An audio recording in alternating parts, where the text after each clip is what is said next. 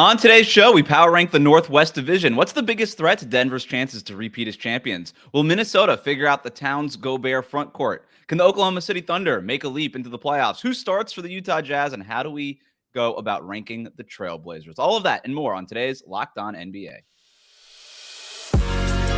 You are Locked On NBA, your daily NBA podcast. Part of the Locked On Podcast Network, your team every day.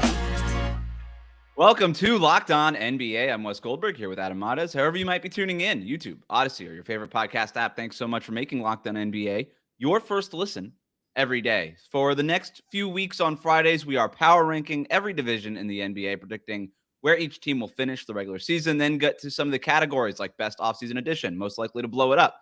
Last week, we broke down the Southwest Division. Today, we go to the Northwest Division. Last season, the Nuggets won the division. Obviously, they won the championship.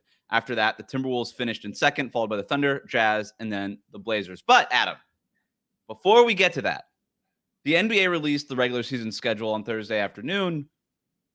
Let's just talk about it briefly here before we get to the power rankings. What games are you most excited for opening week? For opening week, it's got to be, look, I'm biased here. My Nuggets, first-time champions. First time ever being NBA champions. So first game of the season, banner night, ring night for the Nuggets.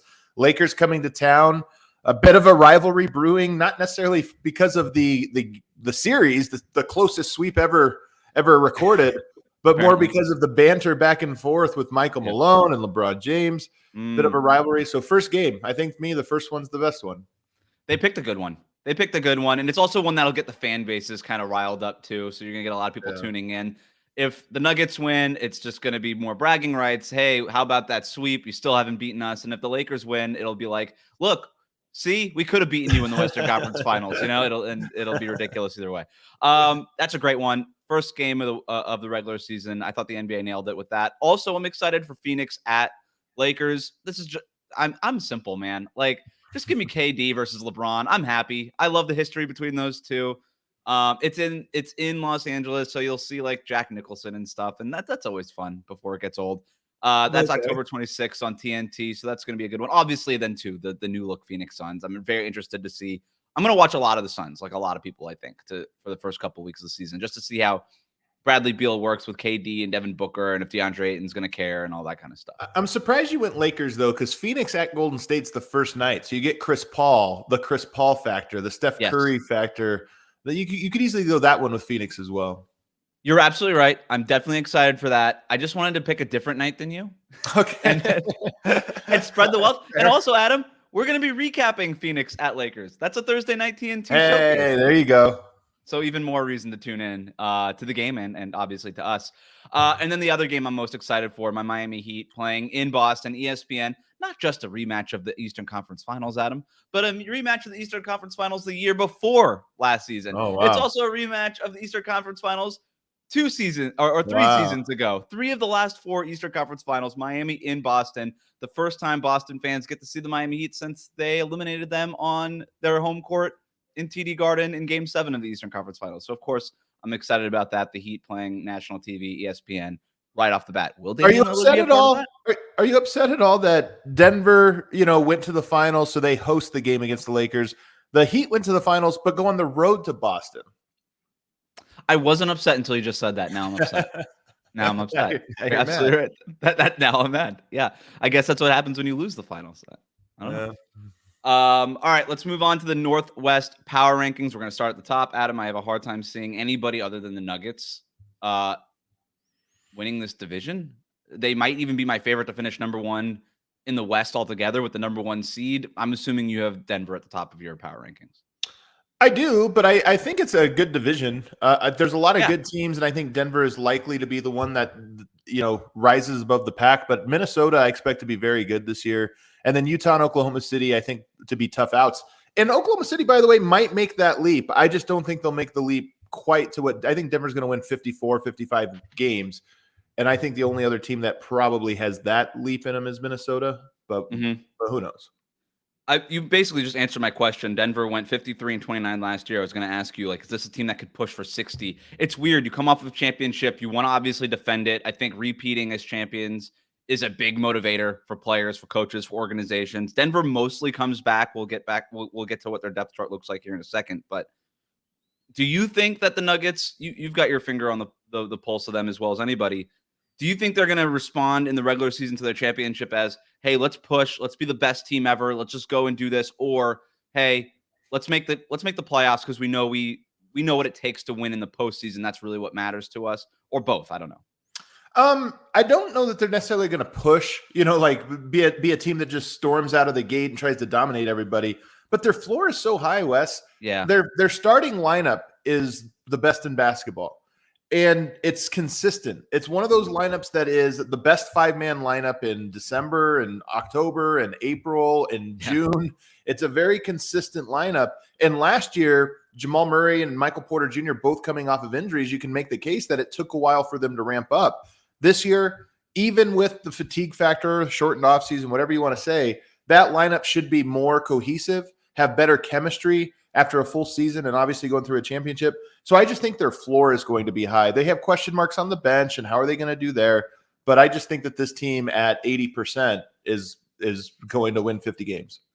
I think you nailed it. I love this season for Jamal Murray. He just got better and better as the season went on, and you can argue he played his best in the NBA Finals, right, last year. So if he's building on that and he's healthy and all those things, you mentioned the chemistry.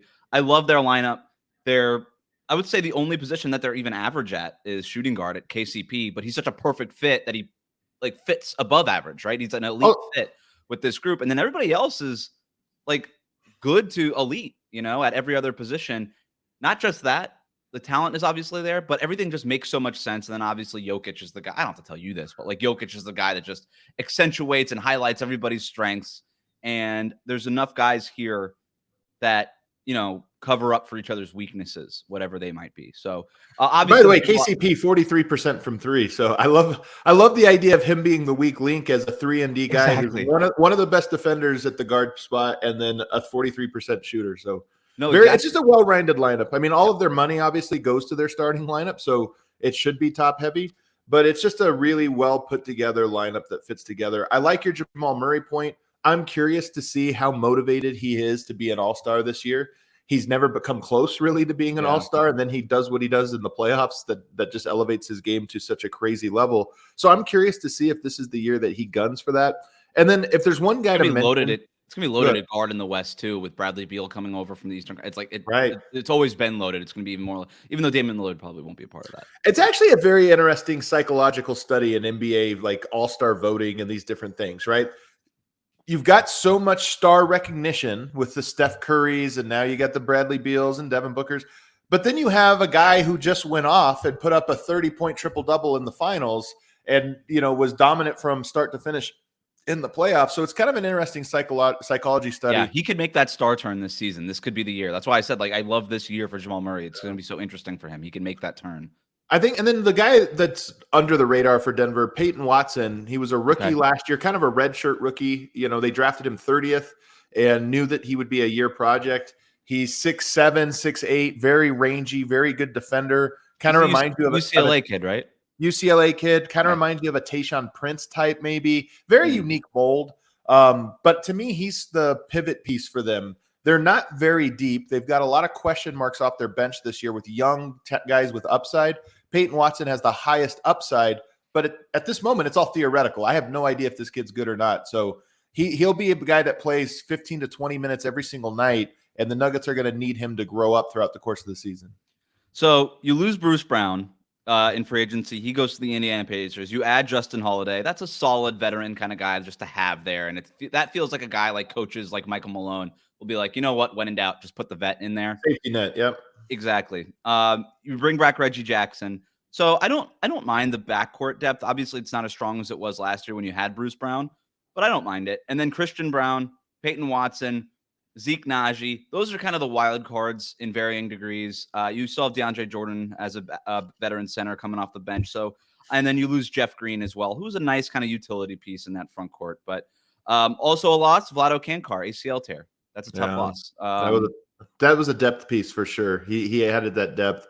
I think Christian Brown has proven. I mean, he played so well in the playoffs. I think he is a kind of guy who will be an all defense caliber player. He's probably too early in his career to really get that buzz, but this will be the year that sets up future years where he gets that buzz. He's a phenomenal player.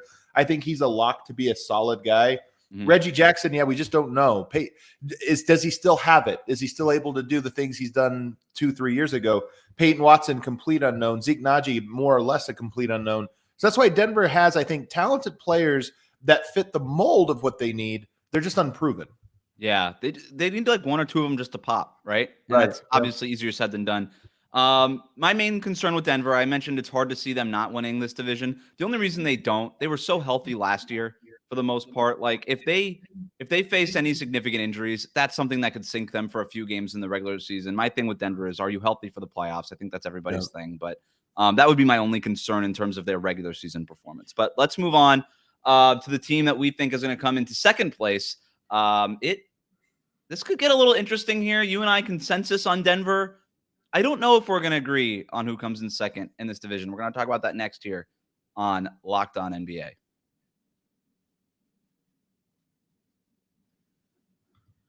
Today's episode of Locked On NBA is brought to you by FanDuel. Football season is about to kick off, and FanDuel is giving you the chance to win all season long. Because right now, when you bet on a Super Bowl winner, you can get bonus bets every time they win in the regular season. Just pick any team to win the Super Bowl, and you'll get bonus bets for every victory. Would not recommend doing this with the Denver Broncos, but I would highly recommend doing this with the Miami Dolphins. They could push for 10 wins. Maybe get to catch a break in the playoff bracket, make the Super Bowl. I like the bets on the Miami Dolphins. You can use your bonus bets on spreads, player props, over-unders, and more. FanDuel is simply the best place to do all of your sports wagering. So visit FanDuel.com/lockedon and start earning bonus bets with America's #1 sportsbook. That's FanDuel.com/lockedon.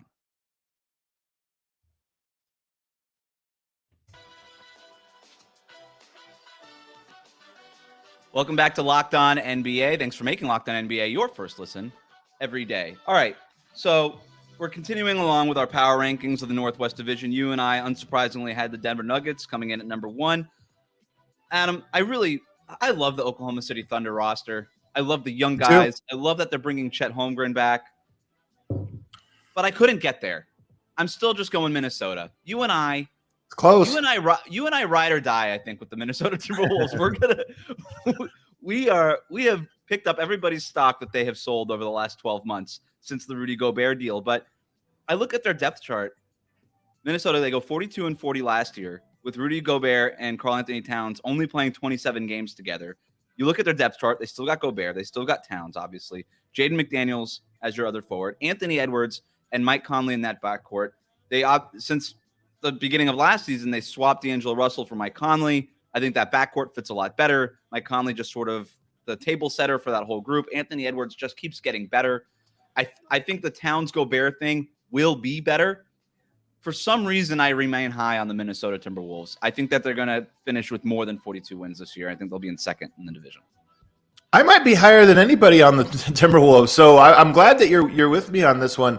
You know, you saw Bruce Brown, or maybe you didn't, but Bruce Brown said he thought Minnesota was the toughest team they faced in the playoffs. Now, Bruce is the kind of guy that I think, hates the Suns, hates the Lakers, maybe wants to make a point. So maybe this was a little bit of a, poking the bear a little bit. Right. But, Minnesota has some defensive players that I think just have a very high upside. I mean, let's start with Jaden McDaniels, who I think can be one of the best defenders in all of the NBA. Obviously missed the playoffs last year because he punched a wall a week before the playoffs began. I honestly think that cost them a shot at winning that series. I mean, I don't think they were going to beat Denver, but it would have been significantly more complicated for Denver had he been available. So he's a heck of a player. Obviously, Gobert's a heck of a defender. I think he's become massively underrated at how good he is at defense and how he impacts the game. And then you have Nickeil Alexander-Walker, who showed some flashes of being a great defender last year down the stretch. So you surround that with, obviously, Anthony Edwards, Karl-Anthony Towns. I look at this and I go, I think this roster is closer to being a coherent and complete roster than most people realize. In terms of their offseason moves, they signed Troy Brown Jr., they lose Taurean Prince to the Lakers. So they basically swap backup wings with the Lakers. I think a little bit of a downgrade, but not a huge deal overall, I don't think. They add Shake Milton. I like that off the bench as some kind of like a spark plug kind of guy. I think this could be a good second-year leap for Josh Minott, a young wing off their bench, kind of their version of Peyton Watson, right? Big, long, toolsy guy. What can he really provide at the NBA level? They re-signed Naz Reid, which can either be something of I mean, obviously there's a lot of depth there now in the front court, a lot of money there in the front court. Is that somebody that they could trade later on and add another piece or something like that? I think this is a team that has a lot of options in terms of the trade deadline as well. But just looking at their starting five and some of the guys that come off the bench, I agree with you. I like the way it fits. I like the way that it works. And look, I mentioned that Gobert and Towns played 27 games last year. That's it. 529 minutes. They were in total a +9 as a tandem, which is fine, right? It's not bad. It didn't work as poorly. It wasn't as bad and much of a disaster as people made you think it was.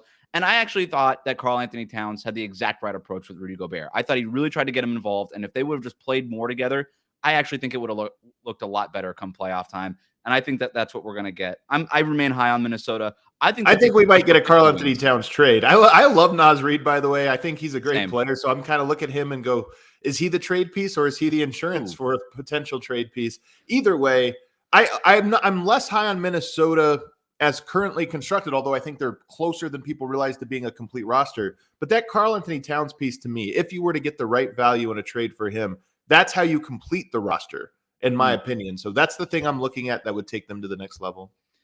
We will get the team most likely to blow it up later in the show, but let's go on. My third team, I'm curious if you have this team. I've got the Thunder. They go 40-42 last year. Is that who you have?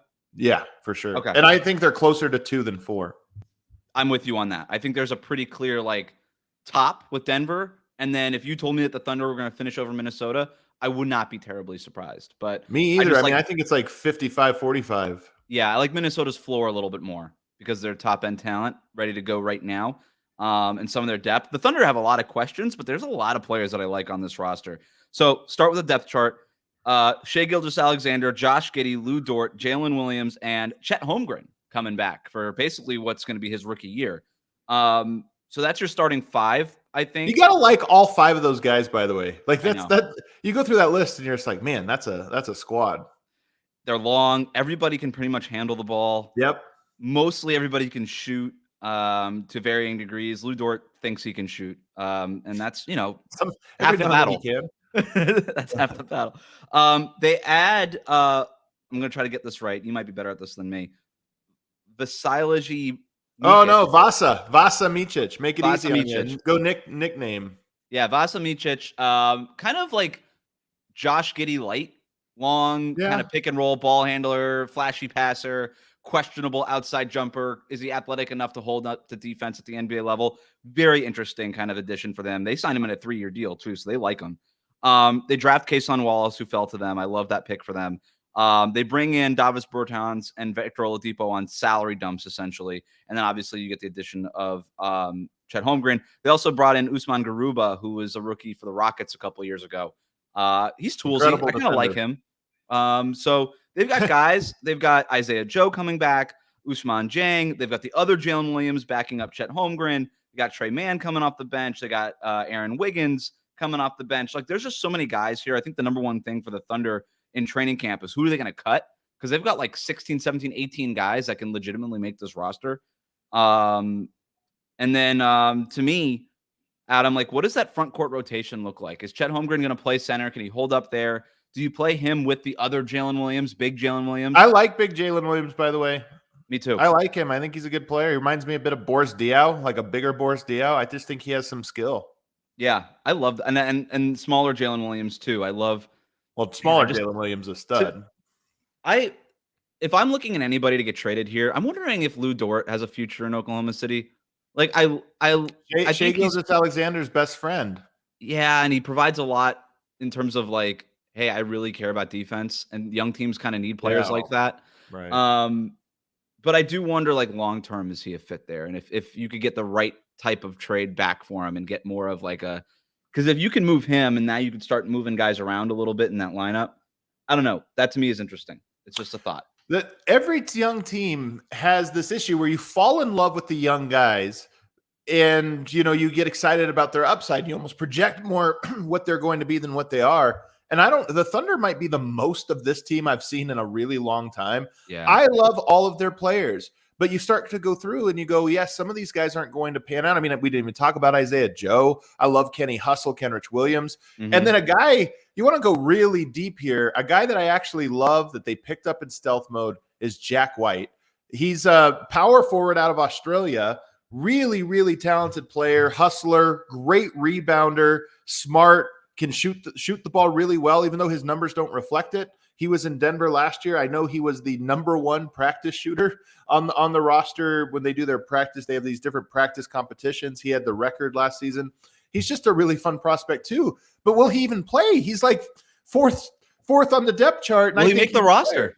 Yeah, he might not even make the roster. That's how deep this team is. I think he has a guaranteed deal though in this first year. But okay, yeah, you look at it, Vasa Micic too. You're talking about Jalen Williams could play the guard. I know they have him listed at forward, but they just have so many guys that can play the guard spots. Cason Wallace, who they brought in. So to me, I love their team. I love all of the pieces, but someone's going to get cut out. And this does feel like the year they have to pick a lane on some of these guys. SJ is ready to go, man. Like this guy's a top 10 player, top 12 player, however way you slice it right now. This team is like that guy's ready to go and win. I think based on what Chet Holmgren looks like if it looks like he's ready to go, then maybe you start, because you're right. You got to start thinking about how these guys start fitting together. And they were in sort of just talent acquisition. Hey, we'll take your salary dumps. We'll do all these things. Like they got to really start thinking about what this looks like in terms of a starting five, depth, fit, and all these things. Because some of these guys are like, okay, it's time to start winning. It's time to start doing stuff. Fascinating year. They might do it, by the way. Shea's that good that they might just win 48, 50 games. I like them for the play-in. I don't know if I have them at 48, 50, but I like them for the play-in in the West. I mean, you probably didn't have them at 40 last year. I think their number was 29. That's true. They're one of those teams that just outperform their expectations by so much. Well, let's move on to the bottom of the Northwest. I don't know. Utah. Yeah. They're interesting. Yeah. Portland.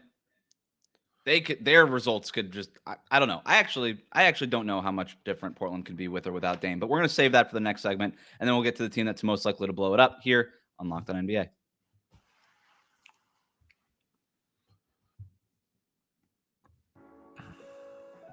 Welcome back to Locked On NBA. Thanks for making Locked On NBA your first listen every day. All right. I've got the Utah Jazz in 4th, and I feel pretty good about it, regardless of whether or not Damian Lillard plays any games for Portland this year. I don't think that Portland finishes anything higher than last in this division. But let's just talk Jazz. They're fascinating to me. They finished last year 37-45, kind of surprisingly win 37 games.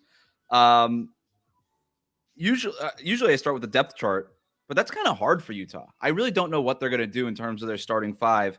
I was listening to David Locke on Locked On Jazz, and he doesn't really know. Like him and Tony Jones, who covers the Jazz for The Athletic, were kind of going back and forth on who they think is going to be their starting five. So they're like insiders, have no idea what they're going to do with this.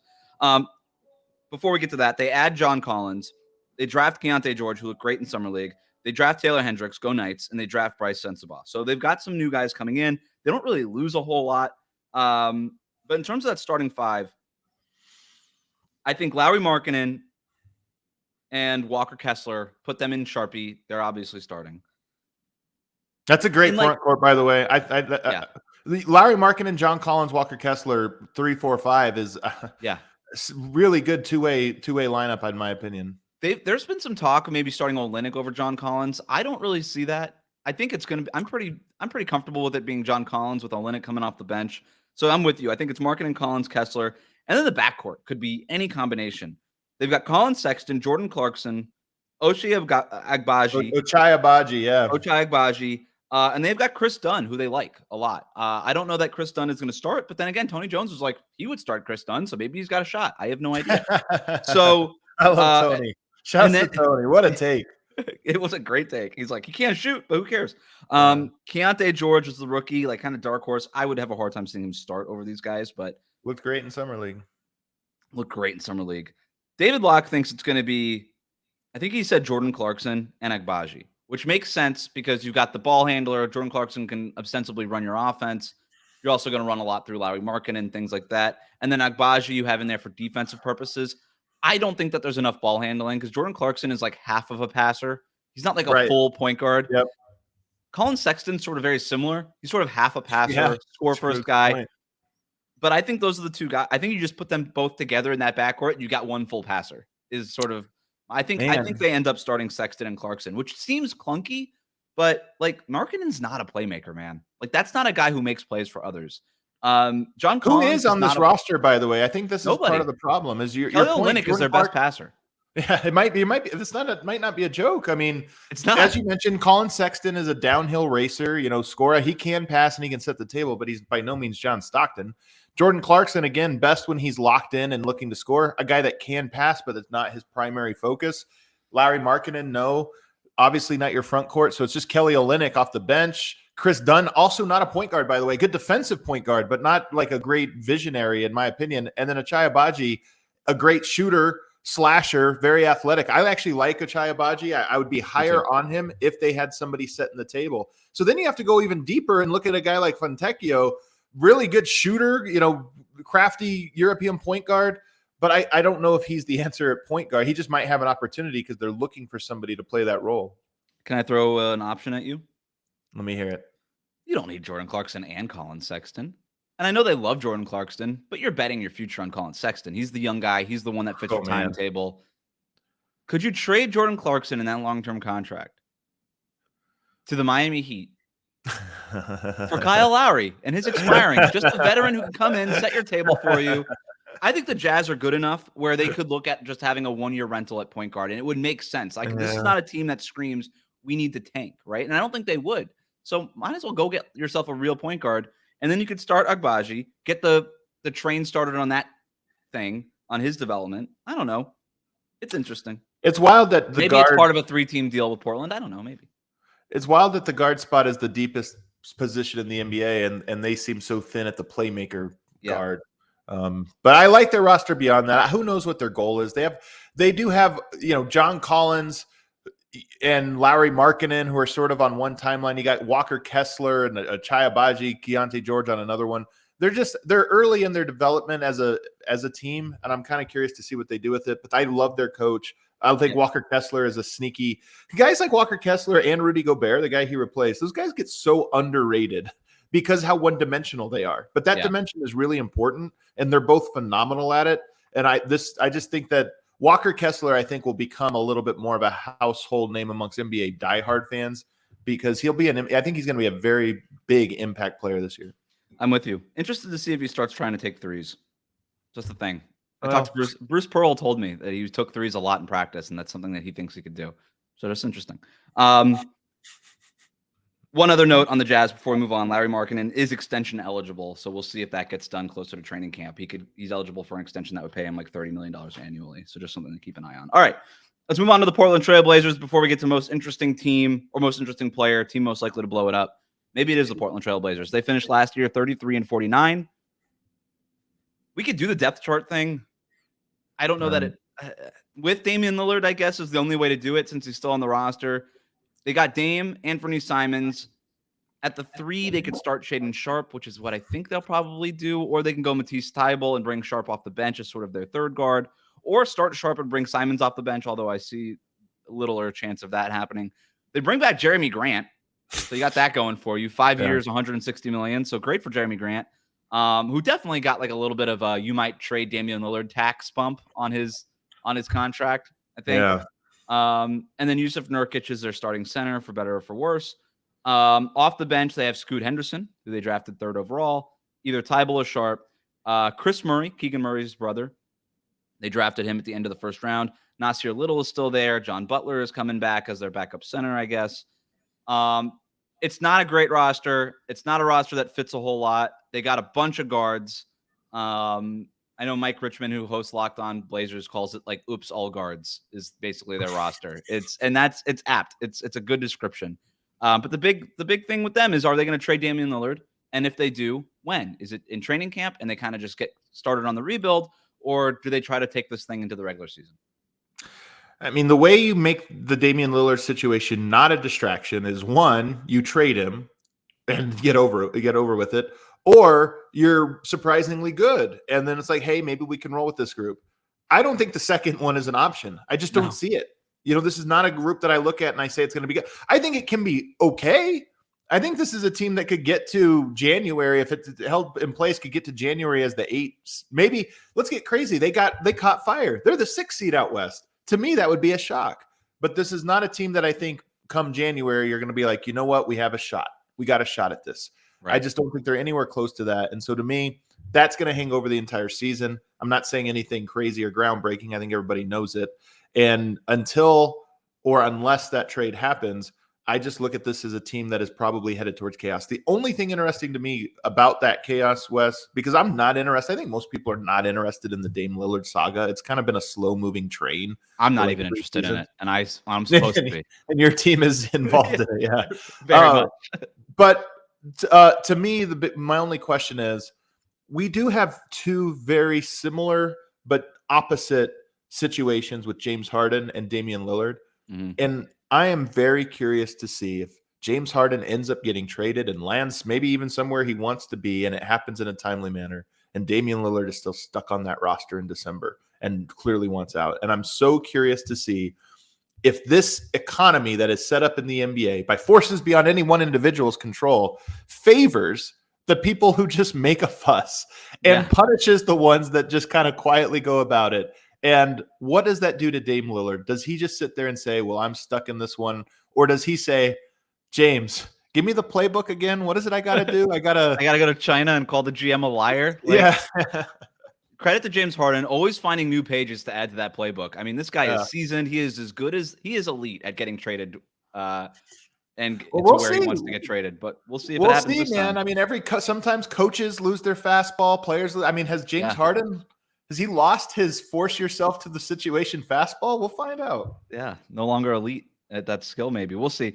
The biggest thing with me for Portland is I still think that they want to trade Damian Lillard. I don't think that they've been blindsided by this. They want to start rebuilding. They understand. They just want the right return for Damian Lillard, right? And so I don't know what that right return looks like, but you look at this depth chart, and when, I obviously already knew this, but you write down the depth chart the way that I do here, and it's even more glaringly obvious. It's like, wow, this is not a team that fits whatsoever. And I kind of understand why they don't want Tyler Hero.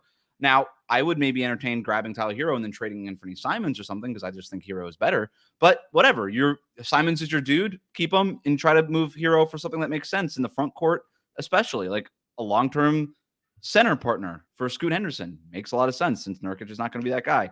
But it would be helpful if Portland, answered the phone and started actually having conversations with Miami to get what they wanted out of a deal. Anyway, we talk a lot about that on Locked On Heat. If you're more interested in Damian Lillard stuff, we talk about it basically every day. Let's move on to best addition in the division. What do you got?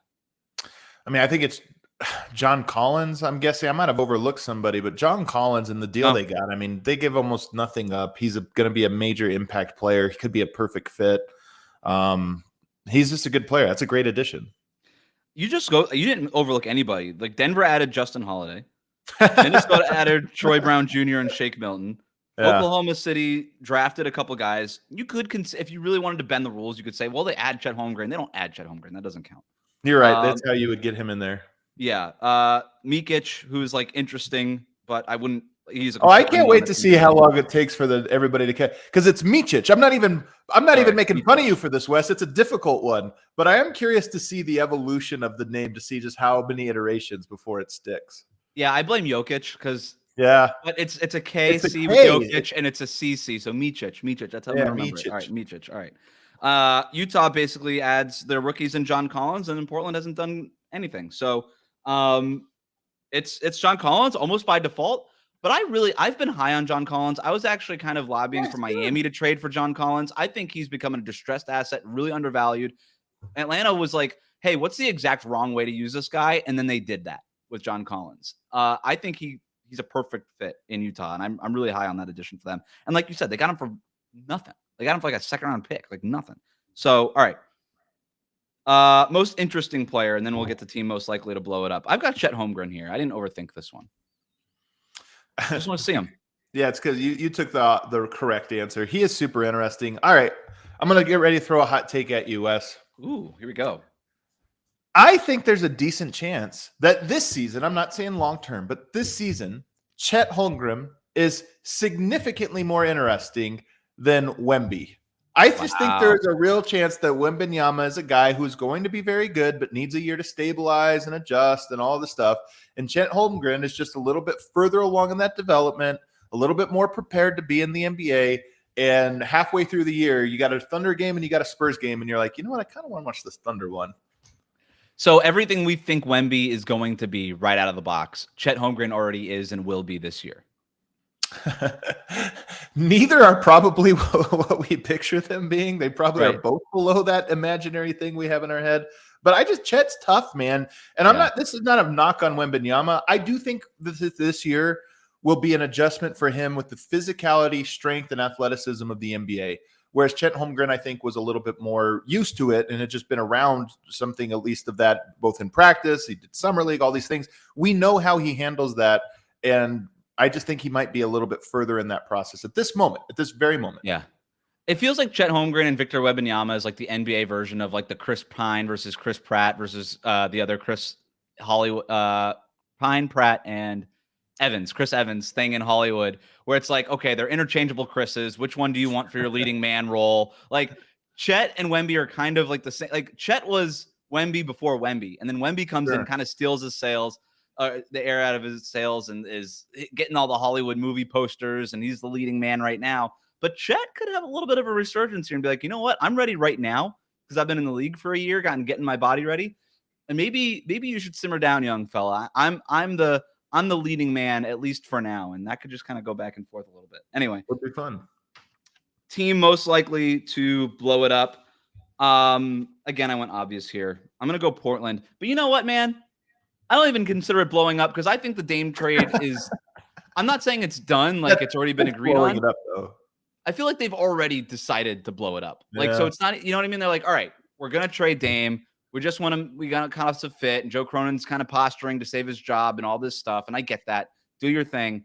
But they've kind of already made that decision to rebuild.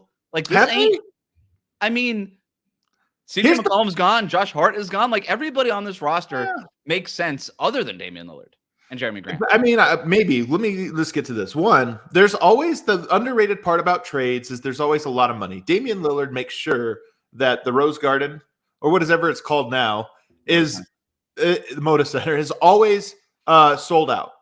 That the fan base is fired up. And the moment I think that's already passed, though. Like, the fan base still loves their Damian Lillard. Sure. I think that there is if he's gone, there's Scoot Henderson to get excited about. Maybe it's the perfect way to like segue into your new guy for the next decade or whatever. But I do think that there's just a dip, and that's the thing that always holds up owners when making these deals. But number two, here's the real question. Is blowing it up trading Damian Lillard, or is blowing it up trading Damian Lillard and then also trading Jeremy Grant and Yusuf Nurkic? Because if you don't have Lillard, you've got Simons, you got Shaedon Sharpe, you got Scoot Henderson, you've got other interesting players you can start to really play like Jabari Walker. Do you just go young and say, what are we doing with Yusuf Nurkic? What are we doing with Jeremy Grant? Jeremy Grant, almost every team in the league talks themselves into wanting that guy to complete their roster. Right. Could you fetch more draft picks and this or that? That to me would be the true blow up. And so that's the question for me. Do they go beyond Dame? I think that they would love to trade Nurkic in a Dame deal. Right. And that could happen where they're able to sort of salary dump him in the trade. But and I'm with you. I think by like trade deadline, you're going to have a handful of teams being like, you know what, let's go ahead. The 5-year contract might scare some teams away, but there are going to be also some teams that are in win now mode. They say, you know what, just go get us this wing who can provide some offense, some defense. Like, let's just go get this guy. So I'm with you. I think that probably would more qualify as a full blow up than just kind of doing the Dame thing. But I'll tell you, if Dame is considered blowing up, though, Minnesota to me then becomes the next most likely one, because I don't think they're going to blow up their roster. But as I mentioned, in my opinion, if you can get close to fair market value for Karl-Anthony Towns, like Karl-Anthony Towns is a max player, a superstar, somebody out there willing to say, we'll bet that we can build around him. If you could do that and even bring back a modest return, and by modest return, I mean, if you go to Brooklyn and you build a package around like a Cam Johnson. Now, I'm not saying that it's just Cam Johnson. I'm saying you get a Cam Johnson and other stuff. You get a bunch of players that are all in your top 8 in the playoff series. As good as Karl-Anthony Towns is, I think that team could move on without him if they had the right role players and all these different pieces around him. And I love Cam Johnson. He fits that stretch 4 mold around Gobert. So it's players like that. If they made a move like that, is that considered blowing it up? Karl-Anthony Towns has been the staple of that team for 8 years. To me, that is kind of blowing it up. And if that's the case, they're very high on my list.